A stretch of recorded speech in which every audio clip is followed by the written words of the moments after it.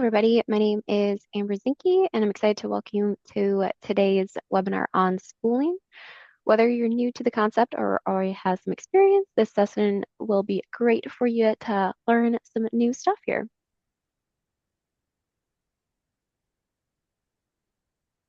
So for today's webinar, you're going to have the amazing Jason Earl going to be walking through some spooling here. So thank you so much, Jason, for taking the time to walk through spooling here today. Yeah, happy to be here, Amber. Yeah, we'll give everybody a little bit of time here to hop on here, but while we are waiting, I guess it'd be a good time to ask a few questions, dive into this before we get to see the demo of some of the concept that you're looking for. So that being said, for maybe those who don't really know what spooling is, Jason, would you be able to kind of give us a little bit of a rundown of even what is spooling? Yeah, for sure. So spooling has been a term in the industry for decades, really. Primarily starting with mechanical. So mechanical has been spooling for a long time. It's kind of a newer concept in the electrical field. However, most everybody is starting to do it. So when we talk about spooling, there's really two parts of that. So first, what is a spool? A spool is just a collection of parts and pieces that you are going to either package together and then send off to the field, or a package that you'll actually prefabricate. So on electrical, it means putting couplings and bends together. On the mechanical side, it might involve doing welds if you're doing piping, or for duct, generally they'll build their duct. They won't actually put it together until they get in the field, though, because it's usually a little bit larger. The other aspect of spooling is the information, right? So our goal here is to create a bite-sized chunk of work that we can plan, we can prefabricate ideally, and that we can then install in the field and then mark that as done. So what we need to do, what we need to provide with VDC is we need to provide information. So that's our main thing that we're doing, right? So when we're working in Revit, we're modeling all our parts and pieces, and then we want to communicate that information out to the shop and the field. So the way that we do that is we create sheets. So that sheet will have all the information necessary to create that spool, right? For the shop or the field to fabricate everything that's in that spool. So electrical making bends, mechanical connecting pieces, building things. Sometimes we'll put everything together, and then sometimes we'll just kind of ship it loose. But generally, what we're looking to accomplish is installing that. So to install that, we may not have that information with the spool sheet, right? So the spool sheet is mainly focused on the fabrication piece. It's kind of in isolation. So in order to install that, a lot of times we'll also have an install drawing that goes along with that separately, right? Of more of like an overall floor plan that we can see where this actually goes in relation to the rest of the project. So Amber, hopefully, I think that might have been a little long-winded, but hopefully that answers kind of what you're looking for. No, definitely. That's awesome. I guess one last thing before we kind of can dive in here, I'd say, is there any like challenges with spooling that you'd want to kind of address or kind of talk through with what people have seen or what you've seen? Yeah, for sure. So there's definitely some challenges around spooling. Primarily is how much time it takes, right? So that time we have to um, we're going to be spending that time one way or the other, right? So if we're not spooling, what we are providing is we're providing all kinds of dimensions, all kinds of extra section views. So we're kind of really doing it already, right? Because we have to provide that information to construct it, but we're spending a lot of time doing that. When we formalize that process of spooling, what we can do is we can start to standardize and we can start to automate. So those automation, the automation aspect of spooling is going to be a big focus today. Awesome. Well, I'll let you to it then here. I'm gonna stop sharing and I'll let you get into it. Awesome. Thanks, Amber. Yeah, thank you. Uh, so to get started here, I do have a Revit model. We are going to actually look at some spools and some sheets. But before that, we're going to take a look at this slide deck that I have here, and we're going to talk really about what spooling is and what that process looks like. The title of today's webinar is Stop Wasting Time on Spooling with Automation. So the goal here is really to save time, but there are also added benefits when we automate things, right? If we automate something, we're always doing it the same way every single time.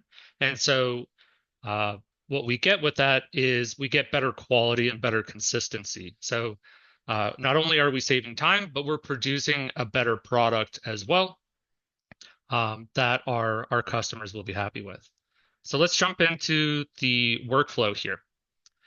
So if we want to spool with Evolve, there's a series of steps that we're going to follow, and that's how we're going to create our spools. So the first thing that we're going to do is if we think about automating spools, right? What do we need to tell a piece of software in order for it to do what we want automatically? And as everybody on the call is probably familiar, even though we're all building buildings, we're all kind of doing the same thing. We all do it slightly differently, right? And different projects have different requirements. So there's a need for customization, right? Because we have to satisfy those project requirements. So the first step in the workflow really is the spool template setup. So what is a template? A template in this case is what is your spool sheet going to look like, right? What views will you have on that spool sheet? Are you going to have a 3D ortho view? Are you going to have any plan views? Do you need any section views? The other piece of the sheet is our schedules. So which schedules are you going to have on? What is that schedule going to look like? What columns are in there? What information shows up in that schedule? So that's what goes into the spool template setup is really configuring everything you want on the front end so that when you're kind of in the trenches generating your spool sheets, everything comes out the way you want, and you're really just left with your finishing touches. So once we've got everything set up the way we want it, we're actually going to go into really what we would consider spooling.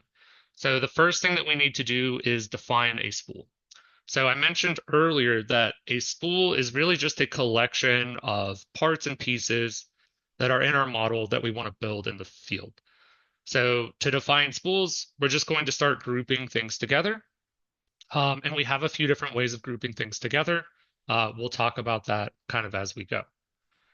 Once I've defined my spools, I'm now ready to generate sheets. So ideally, prior to this, I have cleared coordination, right? So we're signed off at this point, really before I even define my spools, because until coordination is complete, I may need to go back and change things. So there's really no sense in generating my sheets too far ahead of time, because then I'll end up doing rework on my sheets and possibly even my content.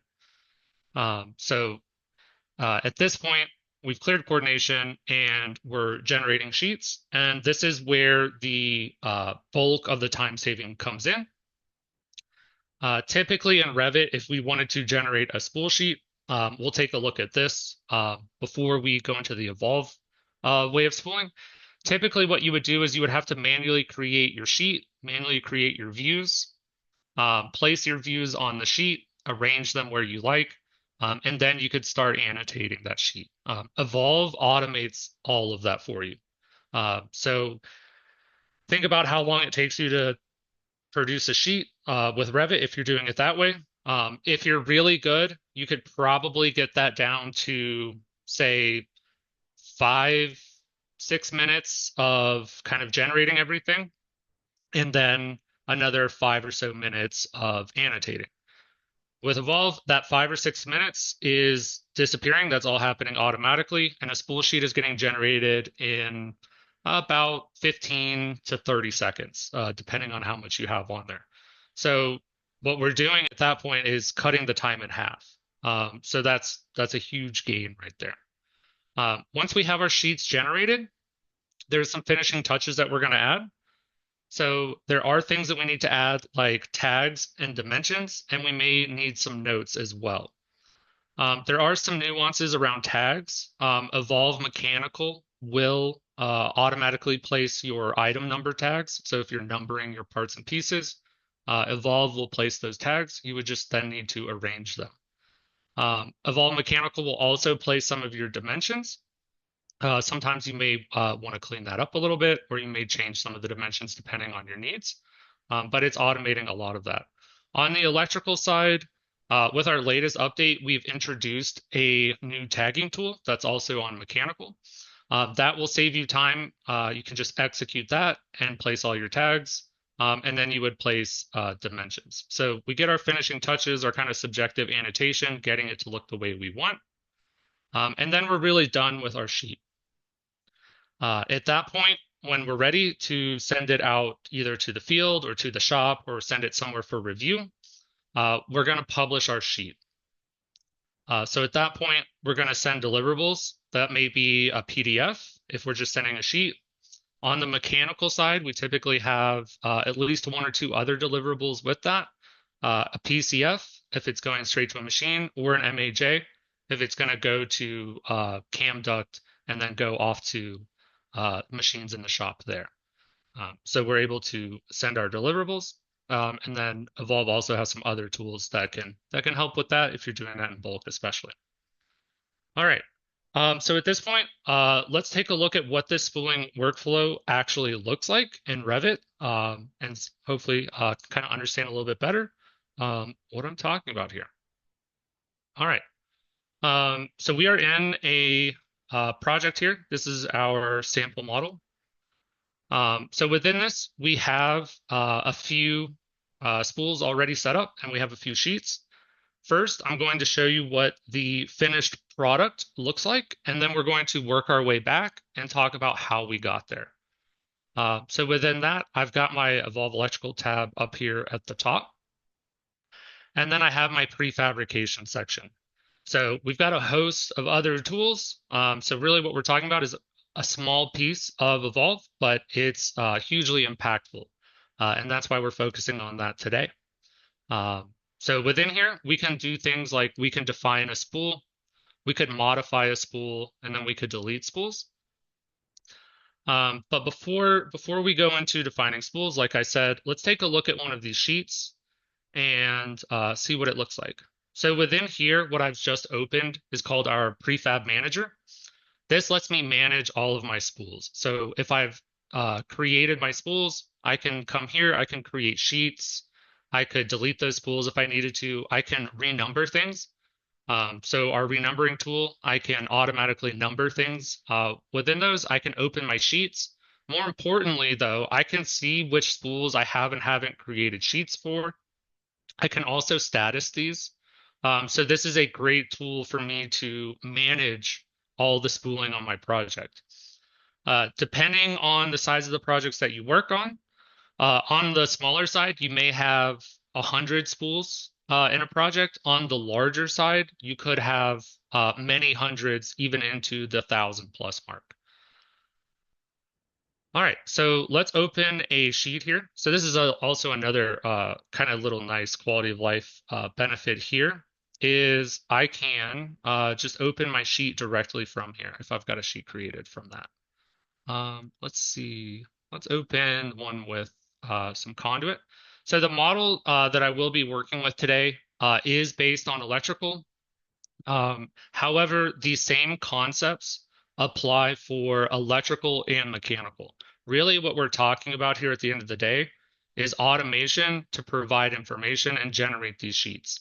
The content that you have in those is agnostic, right? So Evolve does not care if you're using Revit families.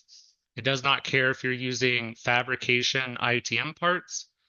It does not care if you're using Evolve content or you're using out-of-the-box Revit content or your own custom created content. So the tool ultimately works for Revit. It is content agnostic. So something important to keep in mind there as we look at this. All right. So this is what a finished project or a finished sheet would look like in our case. So I've got some schedules down here. I've got a bill of materials. One nice thing about the Evolve content is it's got descriptions and everything, makes it nice to provide our bill of materials. I've got some information here in another schedule that would help me build this. I've also got some tags. I've got my views, of course. I've got some dimensions in here, and then my title block. So the question here becomes, what does Evolve do for me, and then what do I have to do myself? So with that said, what Evolve will do is it will create your sheet. It will place all of your views on the sheet, and you can determine when we look at the template here in a moment, you can determine exactly where those views will get placed, what they look like, what size they are, etc. And it's also placed my schedules here. So what I have done here prior to the webinar here is I have added these tags up here and arranged those. And then I have also added these dimensions. The numbers that I have here, the labels for these conduit bends here, that was all done for me automatically with Evolve, just with a different tool, but I numbered those from within the prefab manager that we looked at. So I kind of feel it's pretty relevant here with spooling. All right, so how did I wind up here, right? Why does it look this way? How do I change it? I don't need a section view on mine, whatever the case may be, right? We're talking about customization here. So what I'm going to do is I'm going to edit this title block. There's a few different ways I could get into it, but I'm just going to select it and edit the family. And so right here, we're kind of seeing the magic behind the curtain. So this is how everything looks to get what I want in the end. So what is really doing all the thinking for us is this Evolve view window. From this view window, I can create a view. So in this case, as we can see here, I'm creating a 3D ortho assembly view. This family placed in here, Evolve is looking at that and it's reading what is in my parameters here, and it's creating my view tailored to exactly what I have set in here.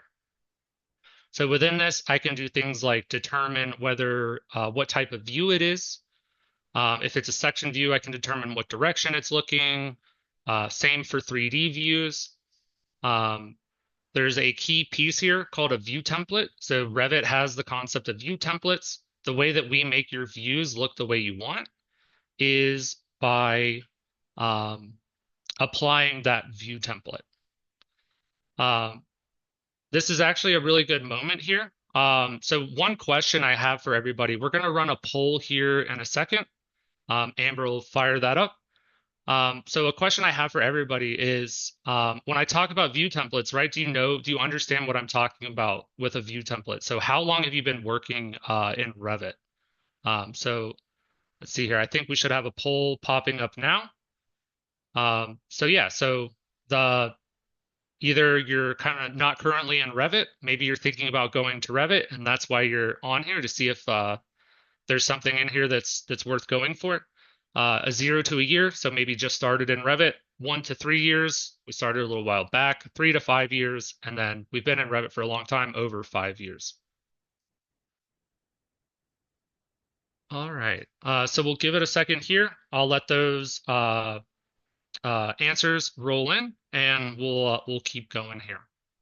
All right, so within this view window here, I'm setting all of my constraints and all my settings for what I want my view to look like.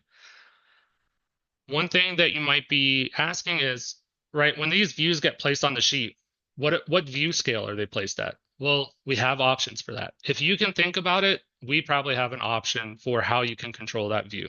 So the reason that this view will always fit on the sheet is there's an option in here called scale to fit. So we'll change the scale to make sure it fits on the sheet. Now, the trade-off for that is that I cannot scale off that drawing. There's nobody in the world that knows what 1 to 57 scale means, right, on a tape measure. So that's a trade-off. But typically, I'm just building from this. I'm not actually installing. I'll place the dimensions that are necessary. However, if I did want to be able to scale off this drawing, I can do scale to fit.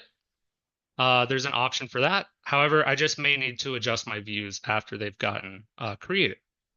So we'll move on here from the template. The main thing that I want to stress is that it is infinitely customizable. You can also have multiple templates. So if you want one template for um, underground spools and one template for overhead spools, you can have as many different templates as you like. And as far as setting these up, we have a lot of great resources to help you be successful in setting this up. We offer training, so that's typically standard when people come on board. Almost everybody goes through training. I highly suggest it. We typically work with you to develop your first title block. We also have help documentation, so if you like to read, we've got that in written form. We also have it in video form, so if you're like me, you like to watch videos, we have videos that go into great depth and detail on how to set these up, some of the common pitfalls, and then some different ideas of how you might use this. All right, so moving away from the spool template now, let's work our way back essentially to this spool and see how we got here. So what I'm going to do is I'm going to go over to my level 1 area here. And what we'll do here is I'm going to essentially I'm going to delete this spool and then I'm going to recreate it. So if I want to delete the spool, I can come up here and I can delete a spool. And then Revit lets me know that it's deleting the assembly and it's going to delete all the associated views. That's great. I want to delete those because I don't need them anymore, right? We don't need those clogging up our project. All right. So now that I have that here, I'm going to define my spool. To make this easy, I'm going to go into a 3D view here and we'll just select everything we want.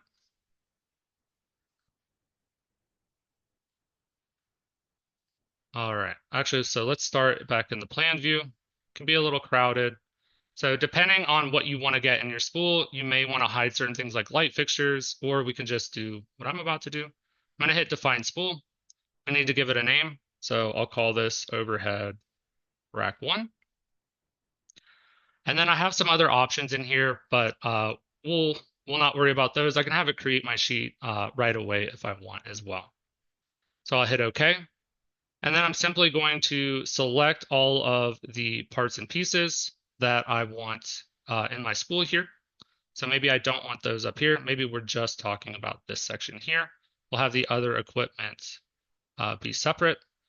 I'm going to grab my hangers here. Maybe we want our seismic hangers as well. We can grab those. And then I think I got a connector down here that we don't want. So we'll remove that. In electrical, this is going to be the primary way of defining my spools. Once I'm finished, I'll just hit finish up here. And then I can start selecting other spools. So I could go out and I could define really this whole project here. This project's relatively small, but I could go and define all of these spools in the matter of, say, half an hour to an hour, could get all my spools defined. The process is very quick. On the mechanical side, they have this option as well, but you also have the option to click a start and a finish point, because typically in mechanical, we're working with one line or one system at a time. So we don't need to kind of select everything. It's going to be kind of linear in that sense. So we've got some tools that you can do it very, very quickly in mechanical. So now that I'm done, I'll just hit finish again to escape out of the tool. I could hit cancel, I could hit escape. Very easy to get out of the tool. So now I have my spool defined. So doing spools In Revit, Evolve uses Revit assemblies. Um, there are some pros and cons to assemblies. The main pro and con is that it is not easy to edit. It's not super hard to edit. I can go in and I can modify my spool, and I could take something out if I wanted to take something out. The benefit of that is that I am acutely aware of what I have spooled, right? So I know I should not be changing this. If I do need to change it, I probably need to let somebody know because we're going to need to make a change. This could already be being built currently, right? So that is one nice aspect of it as well. The other concern is on large projects. Um, what we're going to end up with. So I've heard talk about assemblies being slow before. Generally speaking, assemblies are not slow. They're not causing real performance issues in Revit. Um, what is causing you issues is how many sheets and views you've created. That is what would really drag down performance on a project. Excuse me. However, that's generally only a concern on extremely large projects. When that is a concern, what we generally advise is to make your spools bigger.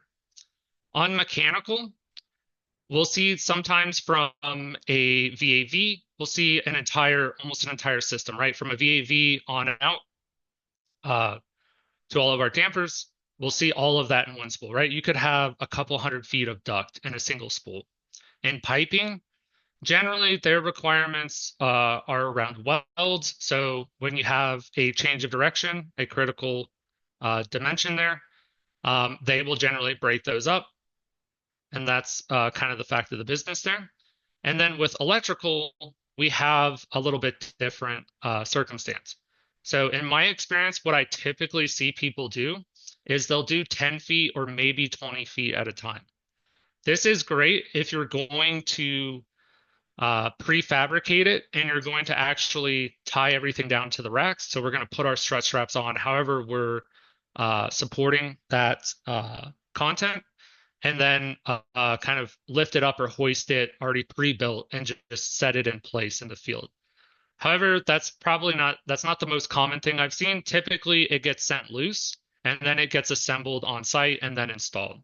If it's getting assembled on site, I might consider having everything coming out of this piece of equipment in one spool. What I end up with is a lot less spools. If you think about, especially on electrical, I might have miles and miles of conduit. If I do only 10 feet at a time, I'm going to end up with thousands of spools. And I may actually end up taking longer creating so many spools. I don't have to create that many. The less spools that I create, the less sheets I have, the quicker it is for me to detail all those. And then the better the model will perform as well. So we've kind of seen it all. If you do end up using this, we talk to customers all the time. We work with you guys to make sure that what you're doing with spooling, especially, is being effective and it is a good fit for your projects. All right. So now that I've got this spool generated, what I'm going to do here is I'm going to generate a sheet for it. So when I'm ready to generate a sheet, I can open the prefab manager. And from here, I can see my new spool here. So in my condition, it tells me I've defined it. So I know I don't have a sheet created yet. I've got a couple other options just for the sake of time of the webinar. We won't cover those, but if I had like a rotated building, we can rotate the views for you automatically. So essentially, if you've run into it, we've probably dealt with it. So now what I want to do is create my sheet. So to do that, I'm just going to select my spool here, and I'm going to generate my sheet. So at this point, I'm going to choose my title block that I'm using, and I've got multiple title blocks to select from. I'm going to use my spool title block here. And then I'm going to have it open the sheet for me, right? Because in this case, I want to go detail my sheet right away. So let's hit OK there. And now Revit is creating my sheet for me. So what it's doing, it's creating the sheet, it's creating the views, and it's placing them on the schedule. All right. So from here, let's hit OK. And now we've got our sheet. So what you're seeing here is I've got my views, and you might notice that my schedules look a little funky, right? So you remember that view template that I talked about earlier? That view template is critical. So what I've got here is my view template that's assigned in my spool template does not match what's in my project. So we'll go ahead and update that. But let's first talk a little bit about what what it would take, right, for me to do this manually. So if we look in our assemblies, if I was really on it, what I would do is I would right click on an assembly, hit create assembly views. I would select all the views that I want to create, go and choose my view template for each one. So I got to choose my view template here. We got to do it here, do it on this one as well. All right, my part list. So this is my schedule. I've got my bill of materials here. Oh, actually, I need a cut list too, so I'm gonna have to create this and come back and create another one. All right, so that's an extra thing that I've got to do. I also want to create my sheet, so I'll select, say, my regular title block here. I'll hit OK. I've got a scale here. Okay, well, I can only get one scale for each of the views, so I'm probably gonna have to go back. Maybe we do a 1/4 inch. Hit OK. All right, now Revit's created everything. Here's my sheet. Well, my sheet's blank. All right, now I got to drag everything on here. Okay, we've got that. Let's drag this on. We've got this. And normally I put this over here, but today I feel like putting it here. So, or maybe I always put it over here, but John or Sally, 2 desks over, she really likes to put it down here. So now when the field gets this, right, they're having to look in different places for the same view. That's that consistency piece that we talked about earlier. Might not seem like a big thing, but it does make a big difference in the quality of your final product that you're producing. All right, so I've got my views on here. All right, well, they're all 1/2 inch. So, oh, this one came out to 1/4 inch. Well, this one I actually need bigger, so let's go adjust this one. Let's see. Let's see, is 1 inch? Okay, no, that's a little big. Let's change that. Right, so you get the idea, right? So I have to customize everything for each sheet, right? Every time I'm customizing how I want that sheet to look, and I'm not getting a consistent sheet. All right, so that's kind of the manual process here. So let's go back and let's look at the one that we had, right? So actually, we've got that sheet open. So I've got these on here. So what we can do is we can go back and we could fix our title block. So this we won't spend too long on. These two I'll get rid of. I'm not actually using these. My BOM and my cut list, if we look here, it says view template is EE BOM. Let's go back into my project and let's see if I have my view template in here. All right, so let's look at my schedules. Okay, it's called schedule BOM. So I typed it in wrong. So one thing I always do is I copy these over. So I've got that. So we can apply this here and we'll just update this. So what I'm hoping to impart here is what Evolve is doing is we're automating what you're already doing. So you're already doing this to some degree, somewhere along your workflow. You are doing these things. You're creating views, you're creating schedules, you're applying view templates to it. Right? You're trying to use Revit to its fullest extent. That is exactly what uh, Evolve is doing, but we're automating that for you. And then we're providing you the flexibility to, even though we're automating it and we're doing it the same every way, we're giving you enough customization where you can create any sort of deliverable that you need for your spools. All right, so we'll just go update this other schedule here. So this is just looking for a view template that is in my project. And now those are in there. So let's go ahead and load this back in. And then let's regenerate our sheet. So if I do need to make changes, right, or if I'm setting this up, I can make changes and then I can regenerate my sheet. Generally speaking, evolve is a live true model. So if I make any changes in the model, it will update my sheet automatically. And I don't need to worry about regenerating the sheet. But sometimes I may, especially if I'm in that kind of setup process, right? That's what we're in. We're setting this up. And this is a little bit of what goes into that. All right, so that's looking a lot better. So I have my bill of materials over here, and I have my cut list.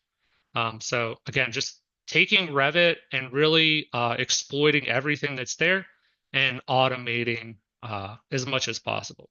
So at this point, I have saved my 5 minutes of creating my sheet, creating my views, adjusting adjusting my scales, getting everything where I want it. I'm now happy with this. What I would do at this point is I would come into my view and I would start adding dimensions and tags. So that's really the only part that you will still be doing when defining spools this way. And now once I'm ready to publish this, I can publish this out. Uh, Most people, they print them out as they get done, so you can print that out with Revit. Evolve also has another tool for printing PDFs. It's more for bulk, but you can do it for a single as well. But that is generally the workflow there. All right. To get a sense here of spooling, right? Has anybody heard of it? We've got another poll question here that I'm going to ask Amber to go ahead and run. So we'll let that show up, and we'll kind of see what's going on there.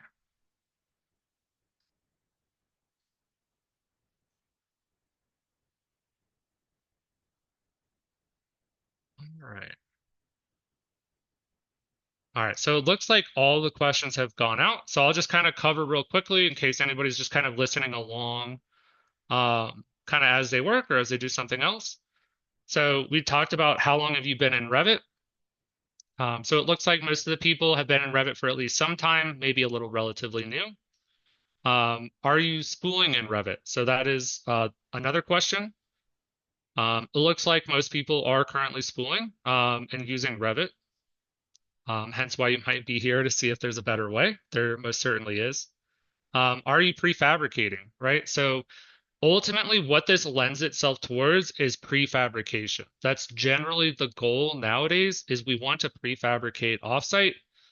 There's a whole lot that goes into that. It's kind of a separate conversation, so we'll leave that there. But really, the goal here and what Evolve has in mind with really our tools in general is for prefabrication. We want to create an LOD 400 model that we can build off of what we draw, right? That's really the goal here, and that's largely Evolve's focus. All right. So that is the polls here, and that is the demo here in Revit. So let's kind of take it back over to our slide deck here. And now we're going to go into the Q&A portion of today's webinar. So if you have any questions, there is a Q&A button that should show up at the bottom or the top on the little Zoom webinar bar. So if you have any questions, go ahead and submit those now. While we wait for any questions that might come rolling in, I think Amber, do you have any questions that you'd like to talk about? Yeah, no, that was fantastic. Thank you so much, Jason, for walking us through all of that.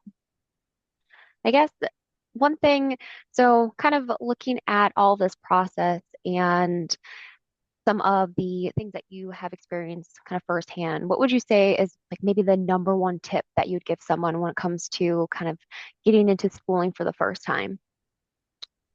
Let's see. My number one tip would be to well, really, I would say don't overthink it. When you get a new tool, it can be tempting to look at all the different features that are available and try to kind of create this really incredibly detailed drawing and like, oh, look, I can do these things, so let me try to do them. And then you find that uh, if you go talk to who's actually using that drawing, they may say, well, I didn't need that. I don't need that dimension. So the most important thing really is um, this kind of chicken and egg situation, right? So what I've experienced in the past is you, we got Evolve, right? My previous company, we got Evolve, and I was pretty much responsible for implementing it. So what we ran into was we previously what we would do is we would just create a drawing, we would put dimensions all over it, we'd put all sorts of tags and everything, and then we would hand it off to the field or the shop and we would say, good luck. Call us if you need anything. And what I found was when I went and actually talked to them, I was like, well, what do you guys actually want? Right? What do you need? And they were like, well, what can you give us? And I was kind of like, well, that depends on what you want. And so we kind of ran into this situation, this chicken and egg situation of what do you want versus what should I give you?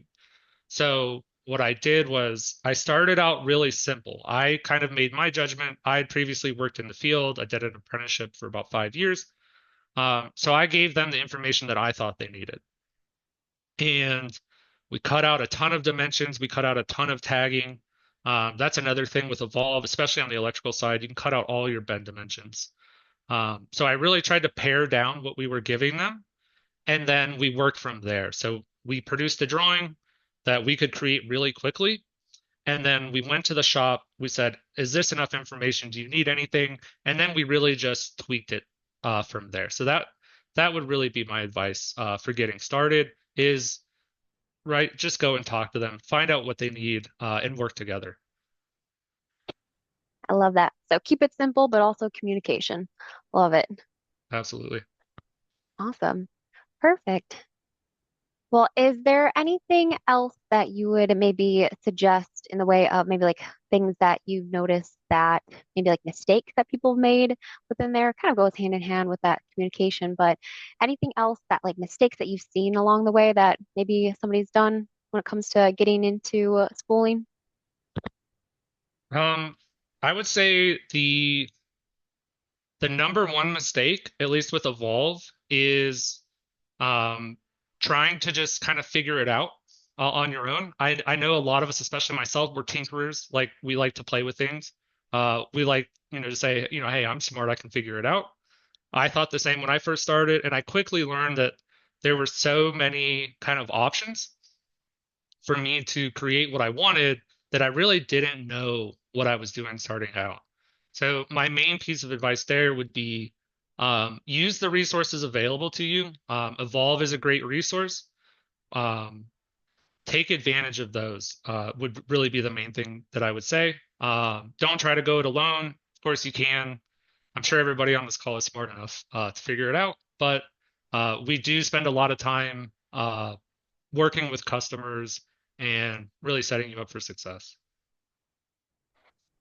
Yes, love it. Yeah. And for anybody who doesn't know, we have weekly office hours, we have quarterly product meetings, we have support within Evolve that Monday through Friday you can reach out. You can always reach out to a team member also directly as well. So amazing stuff. Perfect. Well, if there is no other questions, again, anybody can reach out to Jason myself, but we also have some QR codes that we can post up here to have in case y'all would want to reach out to sales or request a demo if you are not an involved user. But thank you so much, Jason, for everything. It was amazing hearing you talk about Spooling. And if anyone has any additional questions or, again, wants to see more, definitely Amber, reach out. I'm not seeing those Oh, QR codes. Are you able to pull that up? yes. Thank you. There we go. We'll leave these up for a little bit here. And if there's any questions, we can always answer them as well.